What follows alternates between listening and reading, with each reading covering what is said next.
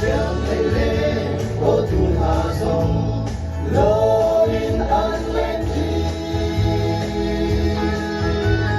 lui lên gác chia dòng lên tê ăn chờ thì dài on rong thơ ra chung đi vẫn hùng ô mà cần lên la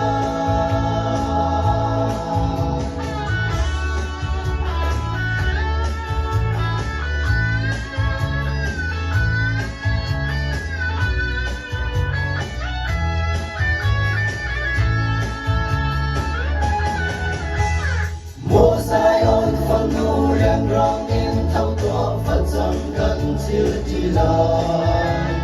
phật gia là của tim phải gì cần giáp chẳng là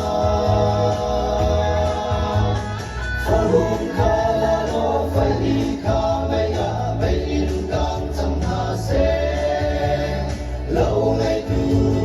mỗi mà bia bóng chẳng đầy lệ ô thun hà dòng lối in an lên đi lui lên hát chia dòng lên để ăn chơi vì dài on râm thà ra chung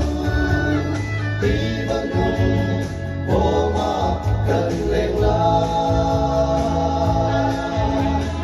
chẳng đầy lệ ô thun hà dòng lối in an lên đi lui lên hát chia dòng lên để ăn chơi vì dài on râm thà ra chung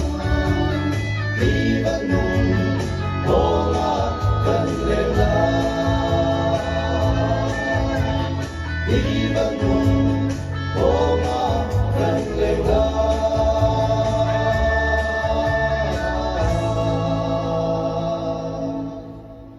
May pag-isuan ka sa